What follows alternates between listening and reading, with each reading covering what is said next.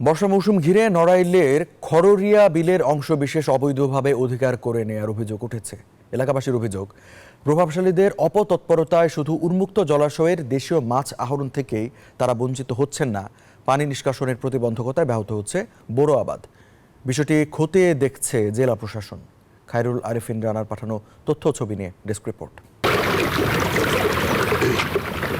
September থেকে বর্ষার পানিতে টইটুম্বুর হয়ে ওঠে নড়াইলের খররিয়া বিল। এ বিলে দেশীয় মাছের প্রাচুর্য বরাবরের। মাছের সেই ভান্ডারে লোভের থাবা পড়েছে প্রভাবশালীদের। এমন সংবাদ পেয়ে সরেজমিনে খররিয়া বিলে নিউজ 24 বিলের মাঝামাঝি পৌঁছে মেলে অভিযোগের সত্যতা।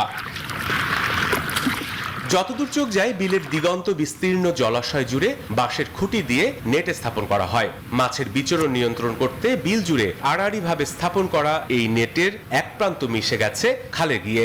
খররিয়া বিলে আড়াআড়ি ভাবে নেট দেওয়ার ফলে এ বিলের সাথে যুক্ত আশপাশের ছোট বড় অন্তত 15টি বিলের পানি নিষ্কাশন প্রতিবন্ধকতা সৃষ্টি করে, যার ফলে হাজার হাজার হেক্টর জমির বড় চাষাবাদ ব্যাহত হচ্ছে।